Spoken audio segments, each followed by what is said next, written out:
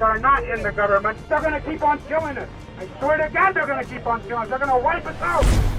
They leave behind legacies, unanswered questions, and an endless stream of theories. Celebrity disappearances occupy a unique space in our collective consciousness. Jimmy Hoffa, the iconic Teamsters Union chief, disappearing in 1975 without a trace. Not quite death, but an unsettling absence that denies closure. Mr. Holt went for a swim shortly after noon with a friend, Mr. Alan Stewart. Mr. Stewart told police he saw the Prime Minister dive, but he failed to resurface. When the famous vanish, they transform from people into legends, their stories suspended in perpetual mystery. Amelia Earhart, out to circle the Earth at the latitude of the equator, and that's the Earth's greatest circle. What is it about these disappearances that so thoroughly captivates us? But she was in a hurry. She flew 22,000 miles. She did all but the last 3 legs of her trip before she was lost. Perhaps it's the jarring contradiction. These are individuals whose lives we follow, whose faces we recognize, suddenly gone without explanation. Or maybe it's the universal fear they trigger. If someone so visible can vanish, what hope do the rest of us have? As we explore these compelling cases, we'll discover how absence in its own strange way can create a presence more powerful than life itself. The story of Richard "Richie" Edwards represents perhaps rock music's most enduring disappearance mystery.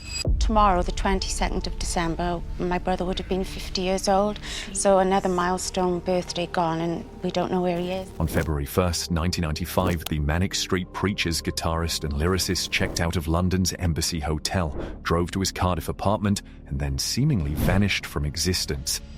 When Richard first went missing, obviously the immediate impact is to search for him, and running alongside that is all the emotional difficulties you have to face.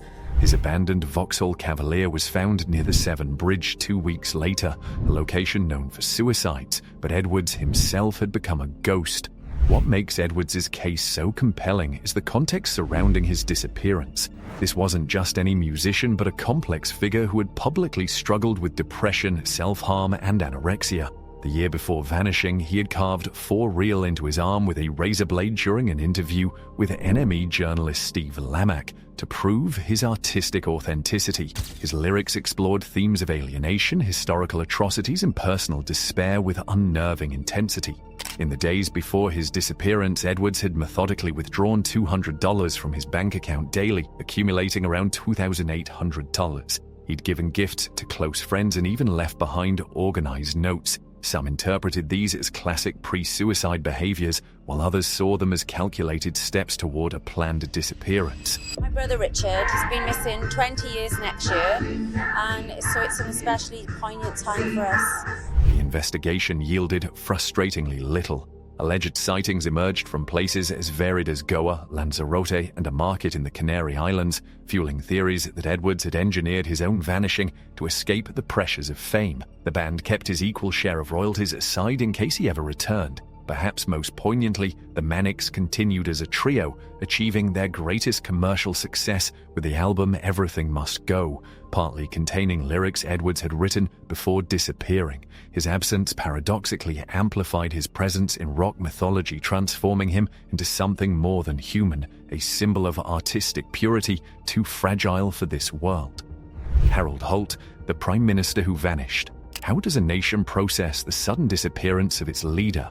Australia faced this unprecedented situation on December 17, 1967, when Prime Minister Harold Holt went for a swim at Cheviot Beach near Portsea, Victoria, and never returned. It is feared that the Prime Minister has drowned.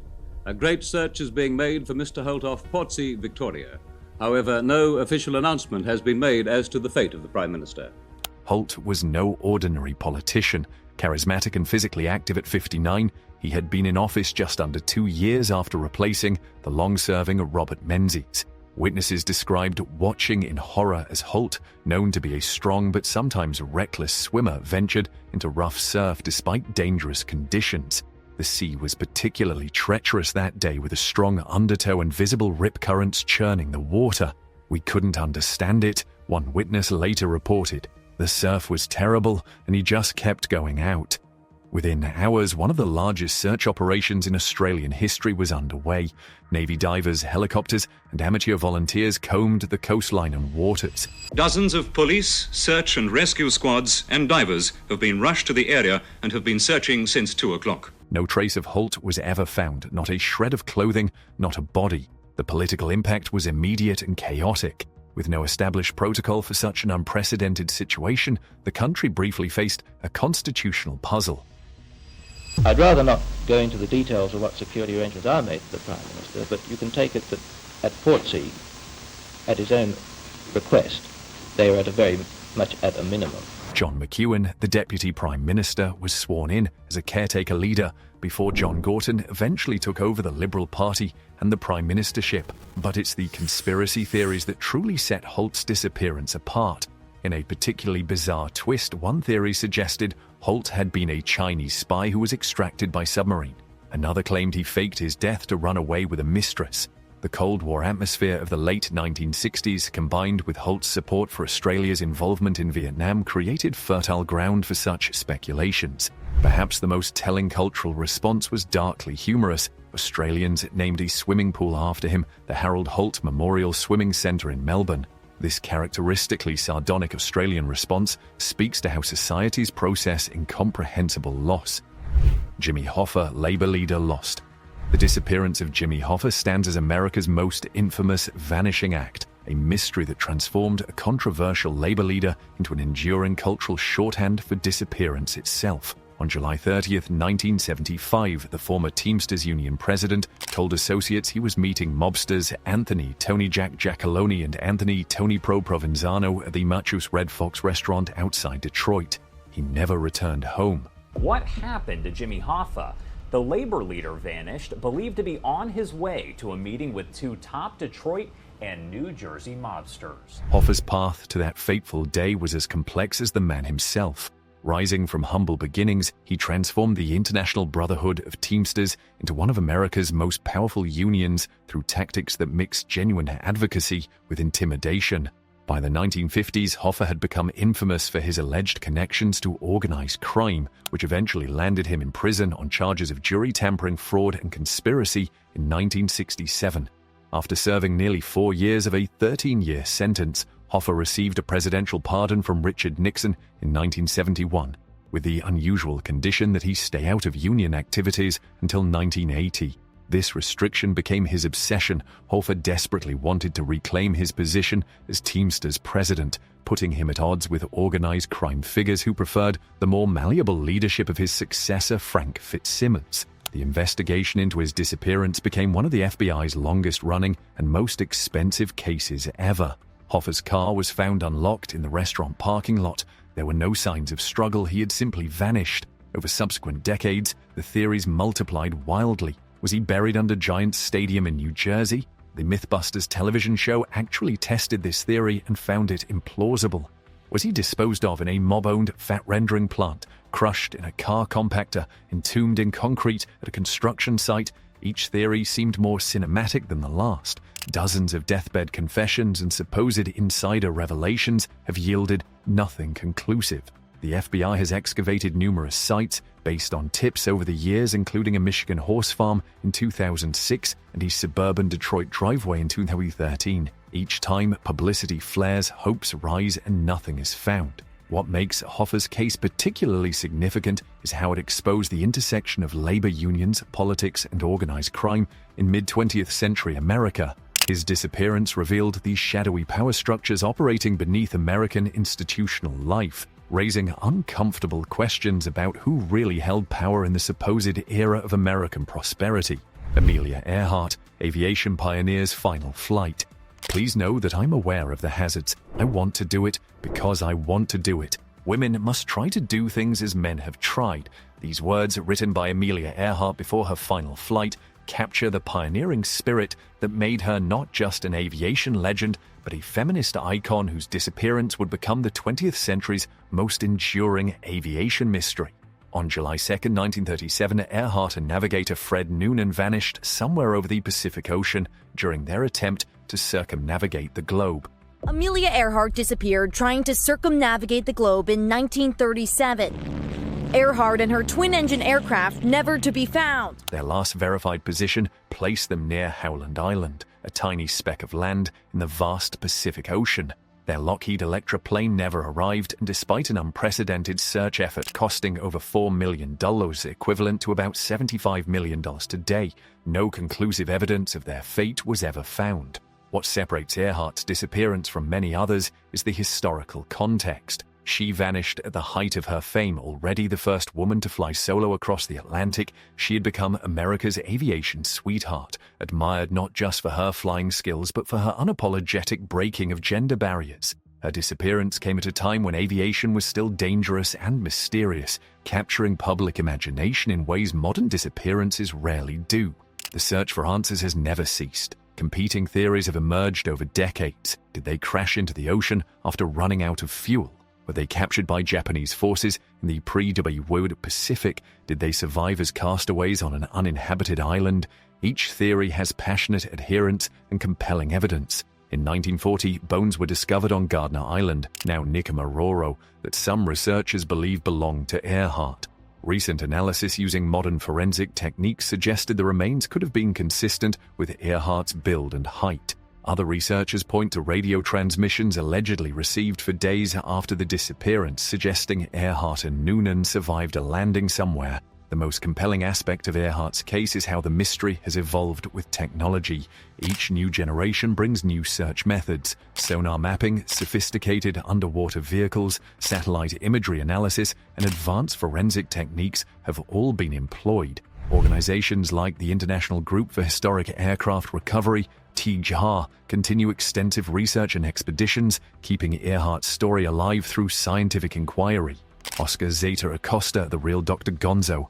When Hunter S. Thompson's seminal Fear and Loathing in Las Vegas introduced readers to Dr. Gonzo, a 300-pound Samoan attorney with a fondness for drugs and chaos, few realized the character was based on a real person whose disappearance would become as mysterious as his life was outrageous. Oscar Zeta Acosta, Chicano activist, lawyer, writer, and counterculture figure, vanished off the coast of Mexico in 1974, creating a void that the literary and political world still feels today.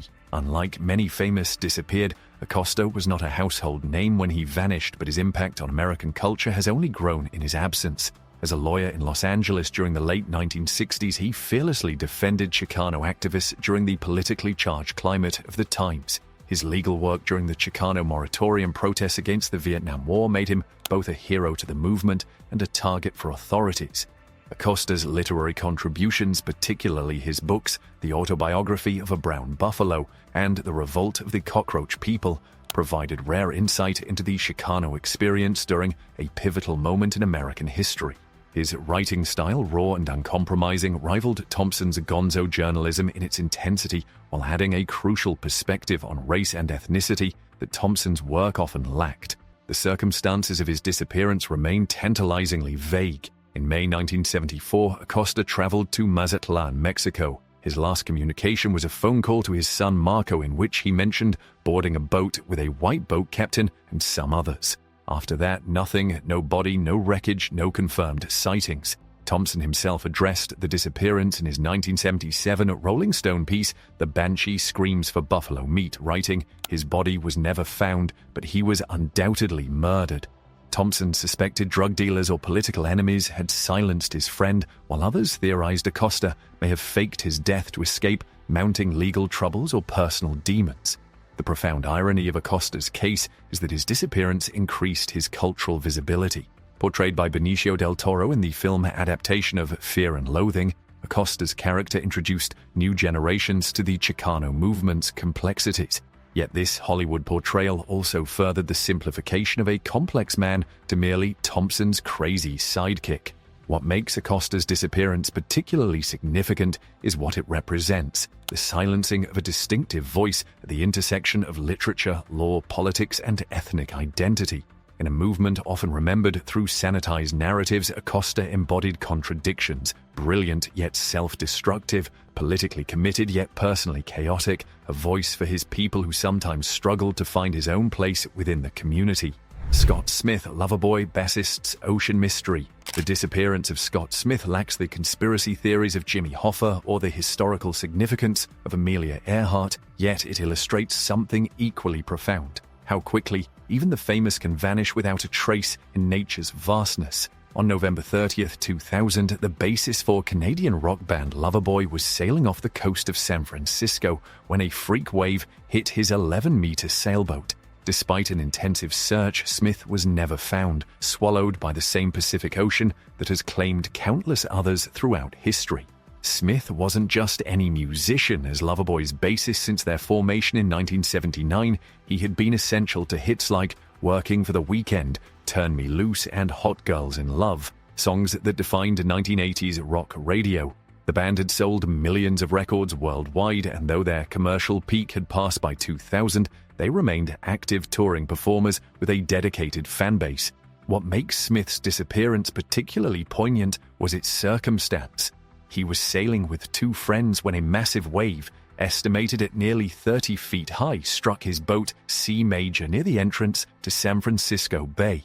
His companions were rescued by the Coast Guard, but Smith was swept overboard. Despite wearing a flotation device, the 45-year-old musician disappeared into the notoriously cold and turbulent waters. The impact on Loverboy was devastating. He wasn't just our bassist, he was our backbone. Lead singer Mike Reno would later say. The band considered disbanding permanently, taking nearly a year away from performance while they processed the loss. When they eventually returned to touring, they brought along Smith's bass guitar, displaying it on stage at performances, a physical reminder of their missing member.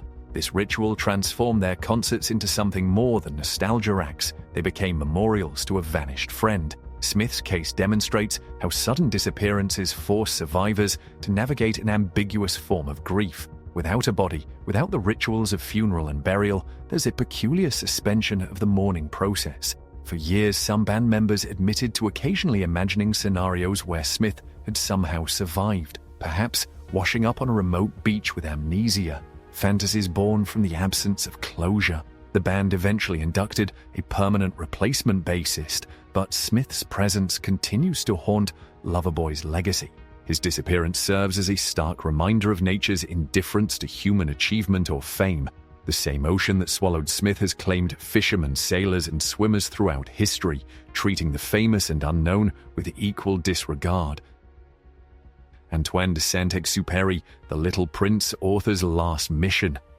What makes the desert beautiful is that somewhere it hides a well. This line from Antoine de Saint-Exupéry's masterpiece, The Little Prince, takes on haunting significance when we consider the author's own disappearance into the Mediterranean Sea during World War II. The French aviator-philosopher who gave the world one of literature's most beloved tales vanished on July 31, 1944, while flying a reconnaissance mission for the Free French Air Force. Saint-Exupéry embodied a unique combination of adventurer and intellectual. Before becoming a celebrated author, he pioneered aviation routes across Africa and South America in the early days of flight, when each journey represented a potentially fatal gamble against the elements. These experiences informed his literary works, which explored themes of humanity, responsibility, and the search for meaning in an increasingly mechanized world. By 1944, Saint-Exupéry was 44 years old and technically too old for combat flying. He used his considerable influence to convince military authorities to let him fly missions anyway. His final flight took him from Corsica over occupied France, a route he had flown successfully many times before. He was scheduled to return to base after a simple photographic reconnaissance mission, but his P-38 Lightning never returned. For decades, his disappearance remained a complete mystery. No crash site was identified, no wreckage recovered, no body found. This absence allowed legends to flourish. Some claimed he had been shot down by German fighters. Others suggested he had deliberately crashed his plane in an act of suicide, depressed by what he saw as the spiritual decay of Europe during the war. The mystery persisted until 1998, when a fisherman recovered a silver identity bracelet bearing Saint-Exupéry's name near Marseille. Then, in 2004, the wreckage of a P-38 was discovered on the seabed in the same area, finally providing physical evidence of the author's fate nearly 60 years after his disappearance. Analysis of the wreckage revealed no signs of combat damage, suggesting the plane had simply crashed, either due to mechanical failure or pilot error. this mundane explanation seems almost inappropriate for a man whose life and writing celebrated the mystical aspects of flight. As he wrote in Wind, Sand and Stars, the airplane has unveiled for us the true face of the Earth. What makes Saint-Exupéry's disappearance particularly meaningful is how it connects to the themes of his writing. The Little Prince, published just 1 year before his vanishing, is itself about departure, absence, and what remains after someone is gone. The book's narrator, a pilot stranded in the desert, meets a strange boy from another planet who eventually returns to the stars, leaving only memories and changed perspectives. Joe Pickler, child star, vanished.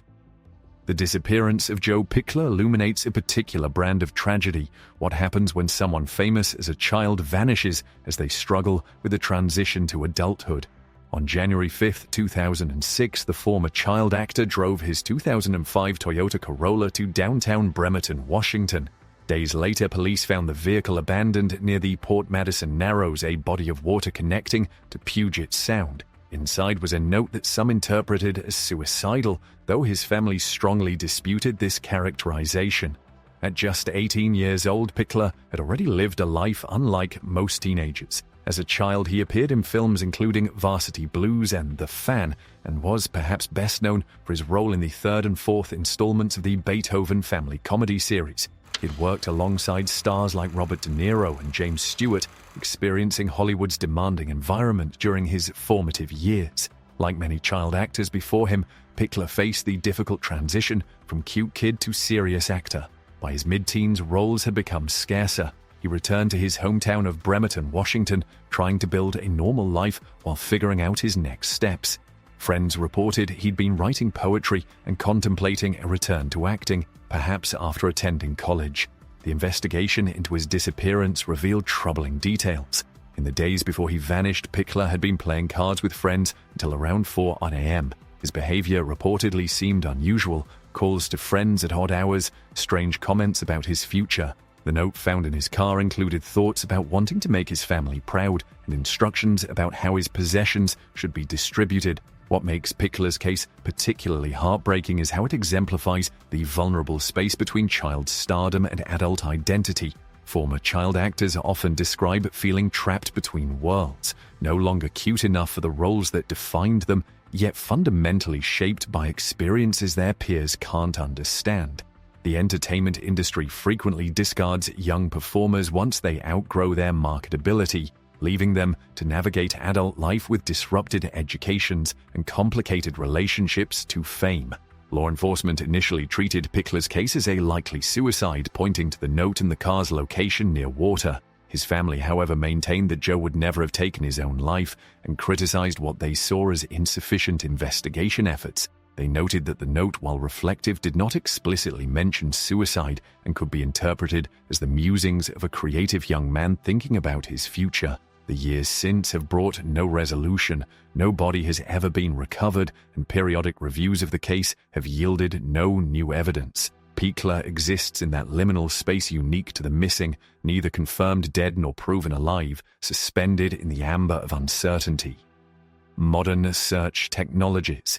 The search for missing persons has undergone a technological revolution that would have seemed like science fiction when Amelia Earhart disappeared in 1937. Today's investigations employ sophisticated tools that extend human capabilities far beyond what was previously possible, creating both new hope for solving cold cases and raising complex questions about privacy and surveillance. DNA technology represents perhaps the most transformative advancement. When Harold Holt vanished in 1967, investigators had no way to match unidentified remains to the missing Prime Minister beyond visual identification or dental records. Modern genetic analysis can positively identify individuals from remains that are decades old, severely decomposed, or even just fragments. This technology has allowed investigators to revisit the Earhart case, analyzing bones found on Nicomaroro Island using genetic and osteometric techniques unavailable to earlier generations. Satellite imaging and geographic information systems, GIS, have similarly revolutionized search operations. Current search teams can analyze vast areas from above, identify anomalies in terrain, and systematically map search regions with precision previously impossible. When Scott Smith was lost at sea in 2000, search teams still relied primarily on boats and aircraft conducting visual scans. Today, satellites can track ocean currents, temperature patterns, and even detect objects as small as a life jacket floating on open water. Underwater technology has advanced particularly dramatically, with autonomous underwater vehicles, AUVs, now capable of scanning the ocean floor at depths unreachable by human divers. These robotic explorers use sonar and photographic mapping to create detailed images of underwater environments, allowing researchers to identify plane wreckage like Saint-Exupéry's P-38 in waters that were previously unsearchable. Social media and digital communication have created completely new investigative avenues.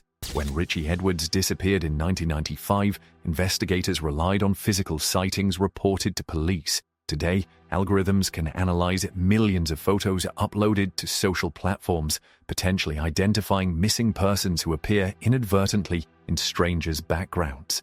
Digital footprints from credit card transactions to cell phone location data create virtual breadcrumbs that can help track movement patterns in ways unimaginable in earlier eras. Artificial intelligence now enhances many of these technologies, from facial recognition software that can age-progress missing persons' appearances to predictive algorithms that help focus search efforts in the most likely locations. When Joe Pichler vanished in 2006, age progression technology was still relatively primitive. Today's systems can create remarkably accurate projections of how missing individuals might look decades later. Yet these technological advances come with important limitations and ethical questions. Surveillance capabilities raise privacy concerns, facial recognition technologies demonstrate troubling biases, and the digital divide means these tools aren't equally available across all communities. Digital afterlives and social media memorial pages. Long after physical searches end, missing celebrities continue to exist in a unique form of digital afterlife. Neither conclusively dead nor demonstrably alive, they occupy virtual spaces where fans, family members, and curious onlookers gather to remember, speculate, and sometimes hold vigil for their potential return. This phenomenon represents something entirely new in human experience, communal mourning, and remembrance that never reaches resolution. Facebook memorial pages for figures like Richie Edwards transform from initial search coordination hubs into long-term communities where generations of fans share theories, post on birthdays, and introduce newcomers to the missing person's legacy. These digital spaces often develop their own cultural norms and emotional contours, the tone shifting from urgent hope in early days to a complex mixture of commemoration and ongoing investigation as years pass. What makes these digital afterlives particularly significant is how they democratize memory keeping. Before social media, remembrance of the famous missing was largely controlled by media companies, book publishers, and official fan clubs. Today, anyone can contribute to the collective memory of someone like Oscar Zeta Acosta through online forums, YouTube video essays, or podcast discussions. This democratization sometimes leads to misinformation, but also keeps cases alive that might otherwise fade from public consciousness. The digital footprints left by the missing themselves take on near religious significance for dedicated followers. Richie Edwards' lyrics are analyzed for clues or prophetic hints about his intentions. Joe Pichler's final social media posts are scrutinized for hidden meanings. These digital artifacts, frozen at the moment of disappearance, become modern relics, unchanged while everything around them evolves. Streaming services and digital archives create another form of immortality, allowing new audiences to discover the work of missing artists decades after their disappearance. Young listeners discovering Scott Smith's bass lines on Spotify, or readers finding Saint-Exupéry's prose in ebook form forge connections with the vanished that would have been impossible in earlier eras, when out-of-print materials or unavailable recordings created barriers to posthumous discovery. Some families of the missing have leveraged these digital platforms effectively.